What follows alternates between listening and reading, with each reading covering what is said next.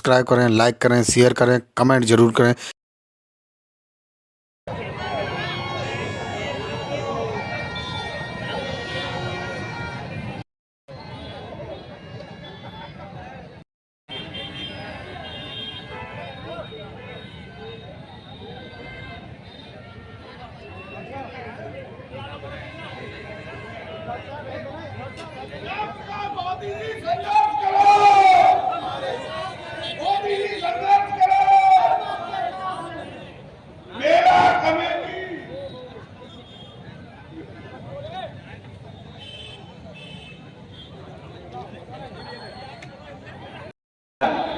श्री श्यामप्रसाद मोदी जी का बड़े धूमधाम से स्वागत किया जा रहा है। हमारी सभी कमेटी के लोगों ने बड़े जोर सम्मान के साथ स्वागत किया जा रहा है।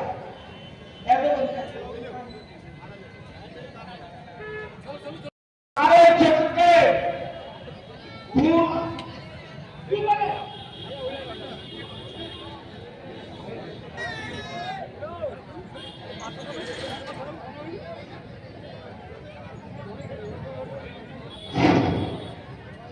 हमारे बीच में हो गया।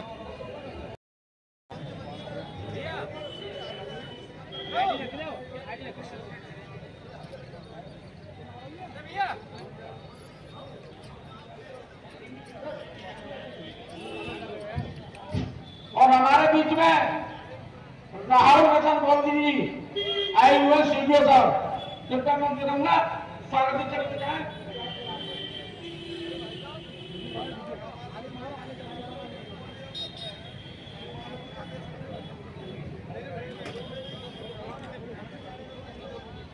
जिन जिनका स्वागत होता जाए कृपया करके बैठते जाए, मंच पर दिखा करें।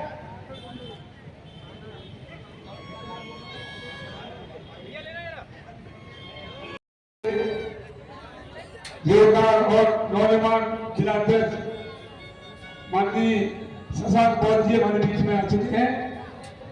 डॉक्टर अम्बेडकर नगर कमेटी उनका आलिया के साथ स्वागत कर दिया। तो मैं मंच पर भाई नंद किशोर जी और बहुत खटूर जी मौजूद हैं। मैं उनसे अनुरोध करूंगा आर्य समाज पार्टी के जिलाध्यक्ष भाई शशांक बौद्ध जी को स्वागत करें उनका। उन्हें एक स्मृति चिन्ह भेंट करके बाबा साहब का दुपट्टा गले में डाल करके उनका सम्मान करें।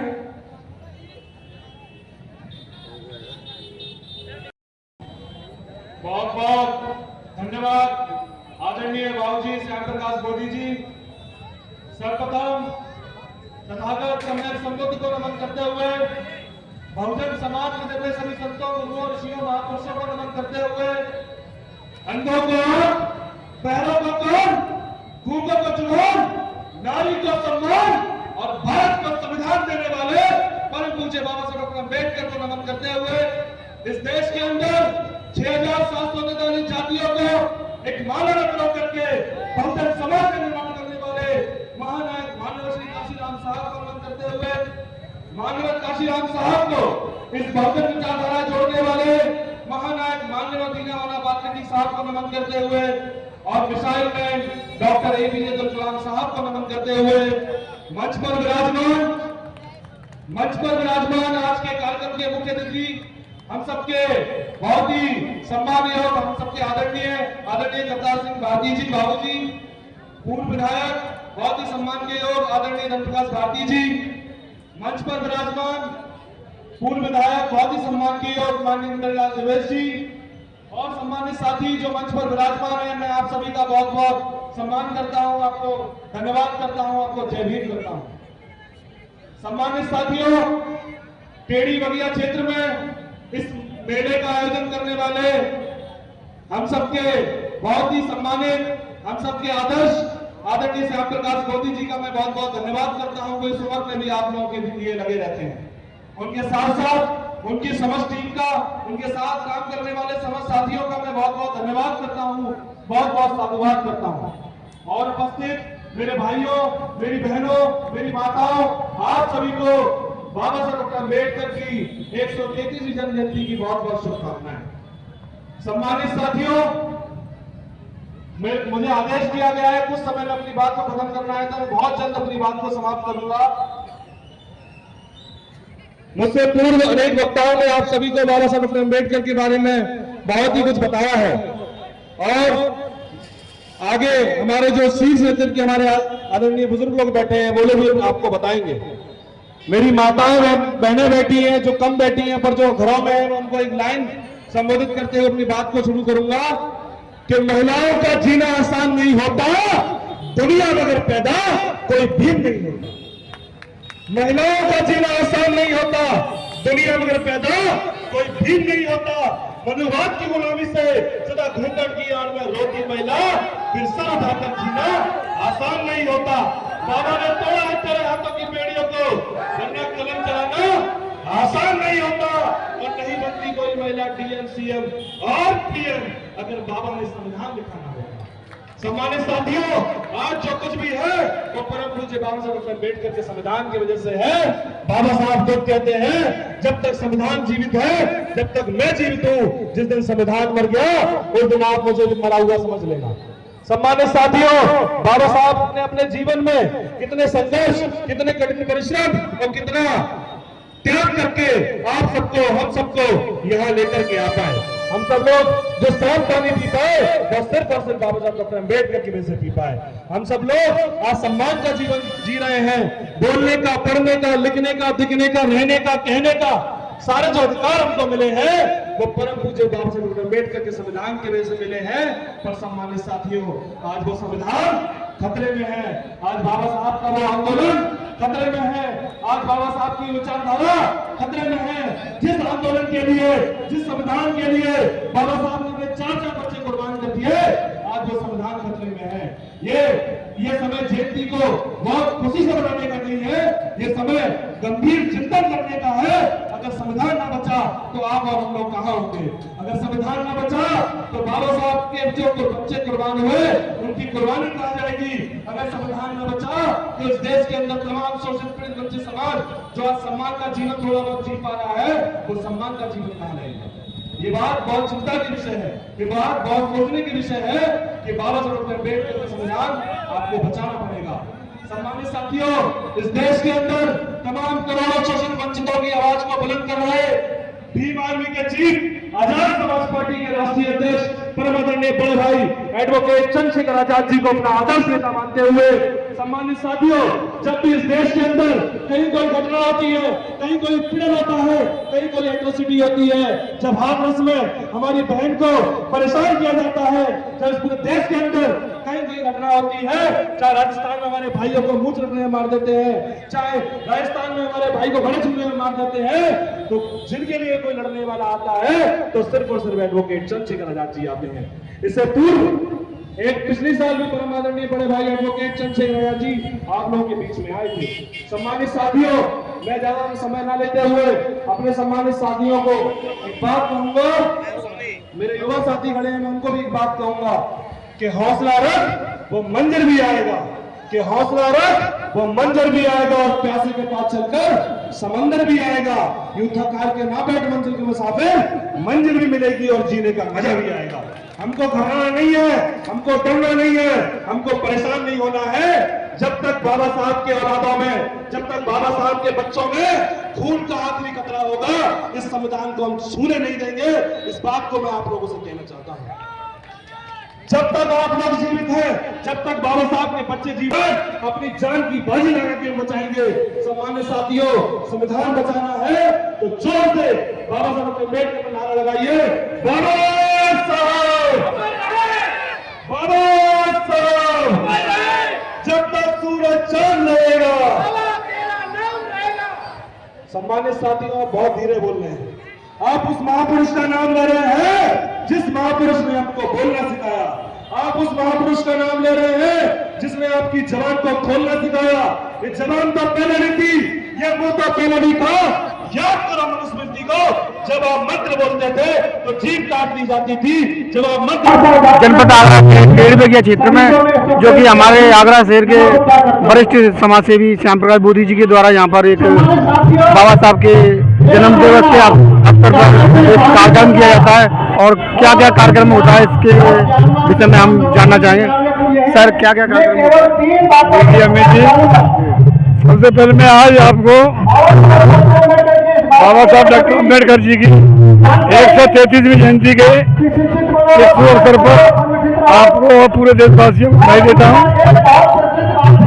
यहाँ पर टेढ़ी क्षेत्र में ये कार्यक्रम लगभग 40-45 वर्षों से होता रहा है। ये कार्यक्रम बाबा साहब अम्बेडकर जी की जयंती की पूर्व संध्या 13 अप्रैल से प्रारंभ होता है और यहाँ 3 दिन तक विशाल मेला होता है। मेले के रूप में इस कार्यक्रम में क्षेत्र की जनता, सभी धर्मों के, सभी समाज के लोग इसमें सहयोग करते हैं। संकल्प के रूप में हमें जो है ये कार्यक्रम सफल करना है। इस हिसाब से 1 महीने पहले से तैयारी होती है और पूरे क्षेत्र में यहाँ से 10-10 किलोमीटर दूर के लोग यहाँ पर इस मेले में आते हैं, पूजे रखते हैं। बाबा साहब की जयंती पर पूरे क्षेत्र में लोगों को ये जागृति हो गई है, यहाँ बाबा साहब की जयंती आ रही है। इससे पहले मालूम नहीं पड़ती थी, इसलिए जयंती को मनाने का उद्देश्य ये है, आने वाली पीढ़ी है, आने वाली पीढ़ी को जो है बाबा साहब के विचारों को समझे और बाबा साहब को भूल न पाए। यही उद्देश्य है बाबा साहब जयंती मनाने का। मेरा नाम आस्था चौधरी है, माँ बैकुंठ देवी। ये मेला काफी समय से लगता हुआ आ रहा है। जब हमारा जन्म नहीं हुआ उससे पहले से मेला लगता हुआ आ रहा है। जो आयोजन है यहाँ के बड़े बुजुर्गों ने मिलकर किया और उस मेले के पीछे हमारे पिताजी काफी समय से करते हुए आ रहे हैं। सहयोग रहता है और सभी धर्मों के लोग इस मेले में मिलकर के बड़े हर्षोल्लास से भाग लेते हैं और सभी का सहयोग रहता है। आज 13 अप्रैल की शाम से ये मेला होता है और 13-14-15 दिन 3 दिन तक मेला चलता है और टेढ़ी क्षेत्र में बहुत ही खुशी का माहौल, दिवाली जैसा माहौल 1-14 अप्रैल को रहता है। उनका बहुत बहुत आभारी है और मंच से उनका सम्मान करती है। कैसे धन्यवाद दूं कि आप पिछले निरंतर 25 सालों से 13 अप्रैल को आप और आपकी कमेटी यहाँ टेढ़ी बगिया पर बड़े धूमधाम से बाबा साहब की जयंती मनाती है और ये तो पूरा देश और पूरी दुनिया मनाती है। मुझे भी 8-10 कंट्रियों में जाने का मौका मिला था। उस समय विदेश में बाबा साहब की जयंती नहीं मनाई जाती थी, लेकिन आज इस दुनिया में कम से कम 100 देशों में बाबा साहब की जयंती मनाई जाती है। आज बाबा साहब याद आते हैं दुनिया को। बराक ओबामा ने तो यहां तक कह दिया था, अरे अम्बेडकर वो तो भारत में पैदा हुए थे, अगर हमारे देश में पैदा होते तो मैं इनको सूरज का खिताब देता। अरे कौन सी ताकत थी जिन्होंने 75 साल की आजादी के बाद हमारे देश में कम से कम 60 करोड़ लोग भुखमरी के कगार पर हैं, झुग्गी झोपड़ियों में रहते हैं, पुल के नीचे सोते हैं। ये उन लोगों की कमी है जिन्होंने गलत तरह से दिल्ली में शासन चलाया था। मित्रों, बाबा साहब कहते थे कि मुझे बाबू नहीं चाहिए, बाबू तिलक मत करो, बच्चों को ऐसी शिक्षा दो जो IAS PCS बने, डॉक्टर इंजीनियर बने, तब जाकर कहीं काम चलेगा। मैं भी बहुत कम से कम 8-10 किताबें बाबा साहब की पढ़ चुका, ज्यादा तो नहीं पढ़ी। कविता सिंह भारती जी बाबू की है, इनको लंबा ज्ञान है क्योंकि इनके सामने बाबा साहब ये आए, लेकिन बहुत कम किताबें पढ़कर मुझे बहुत कुछ मिल गया। इसलिए मित्रों, हमारे देश में वायरस है, एक बीमारी का वायरस है, उसकी अभी दवाई नहीं मिल रही है, लेकिन बाबा साहब संविधान में वो चीज लिख के गए, एक दिन ऐसा वक्त आएगा उस वायरस बीमारी की दवाई जरूर मिलेगी।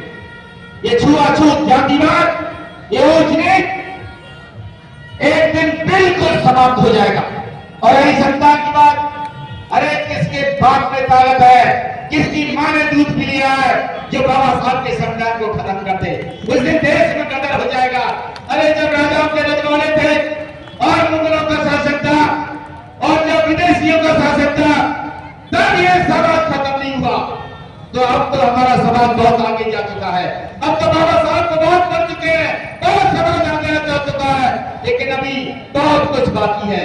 बहुत बहुत धन्यवाद मोदी जी। आज तो रसिया होते हैं यहाँ पर, टेढ़ी बगिया शायद इसीलिए कहते हैं।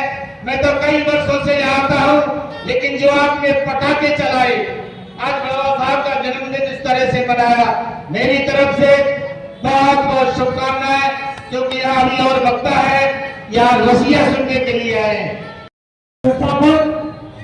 प्रमुख भाई डॉक्टर भारती जी आए और अपने विचार रखें, उनका जोरदार तालियों से साथी स्वागत। माननीय भारती जी।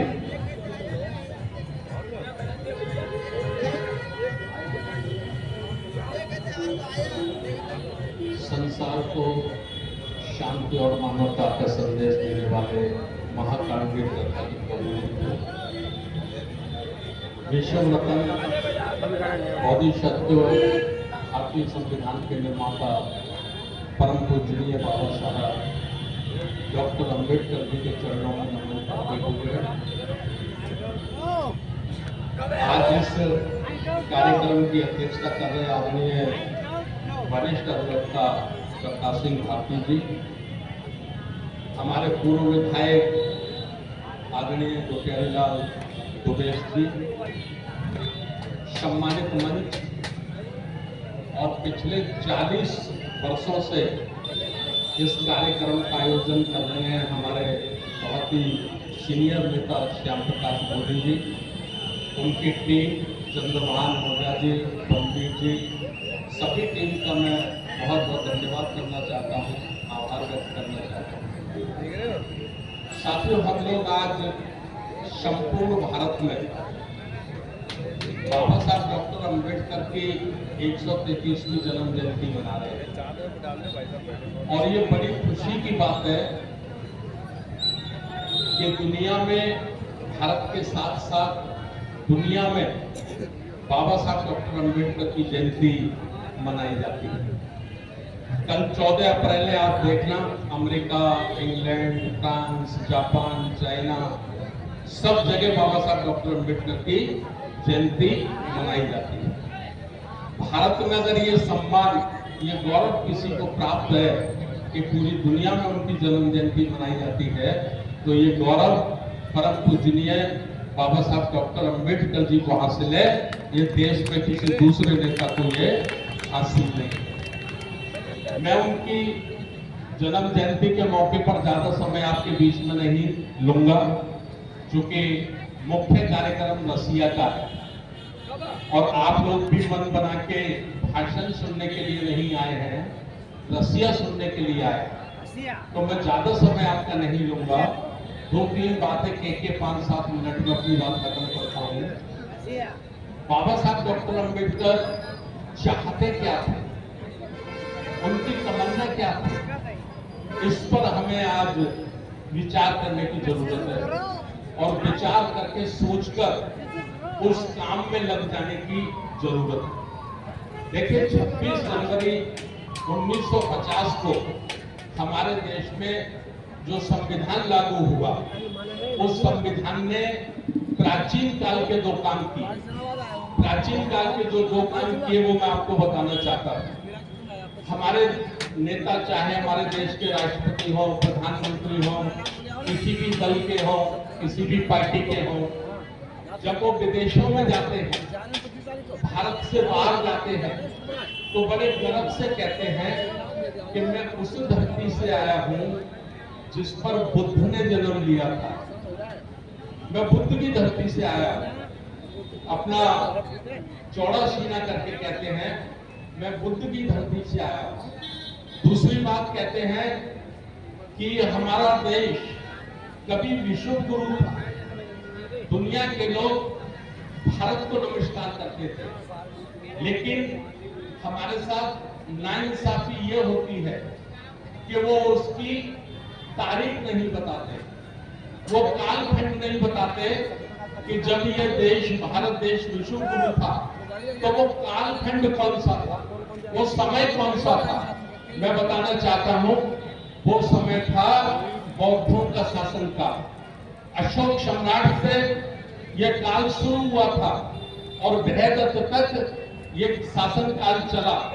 यही शासन काल था जब भारत को कहा जाता था कि सोने की चिड़िया है।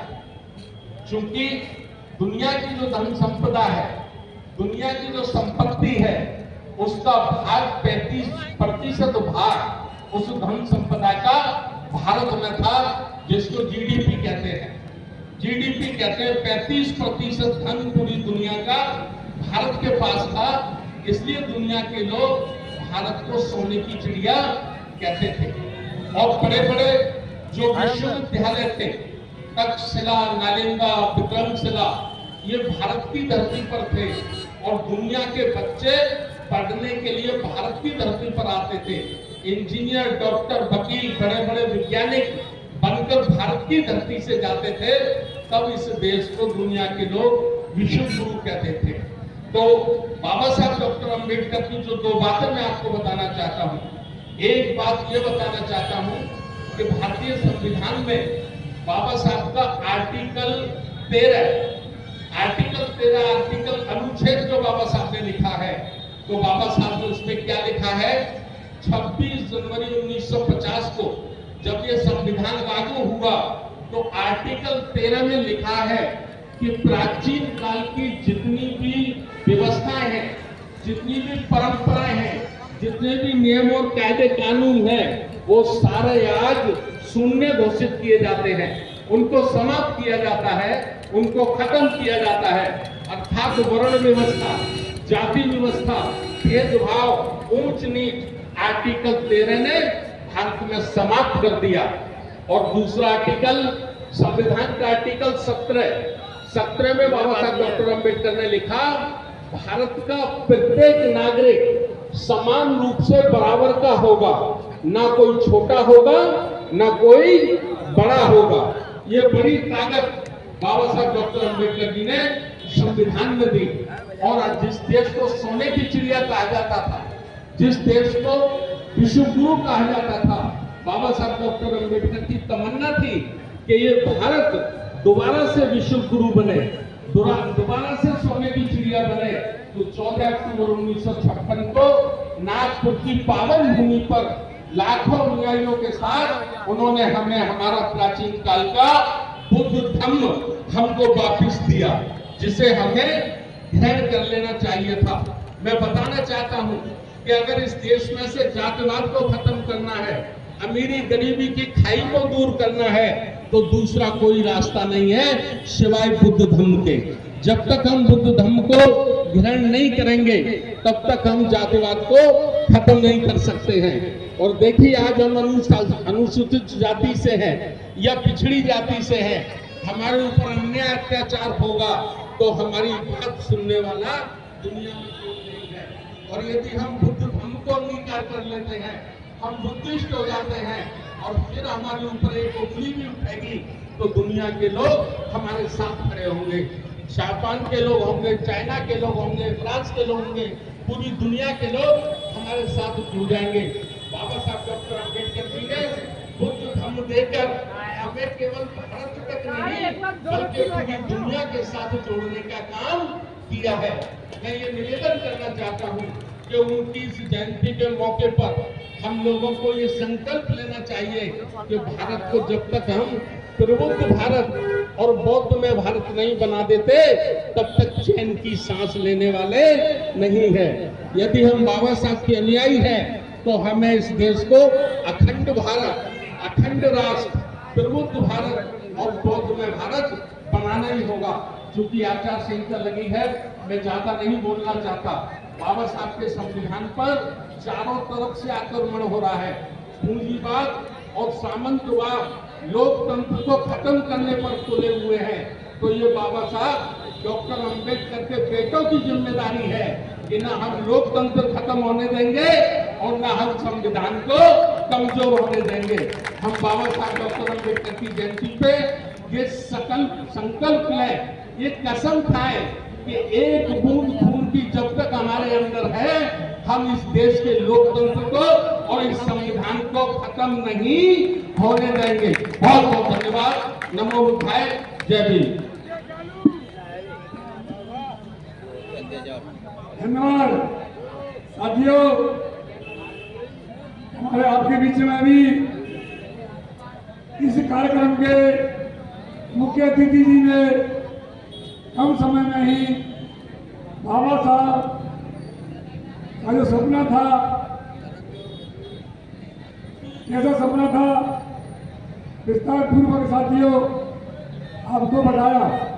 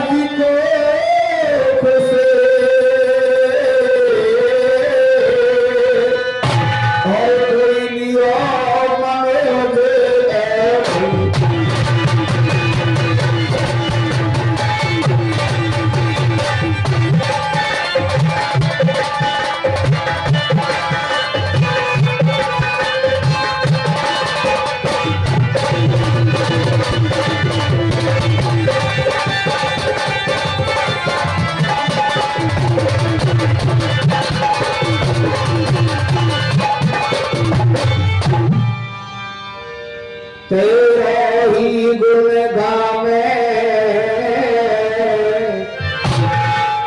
भीमा के लाला, तेरा ही गुण गावे।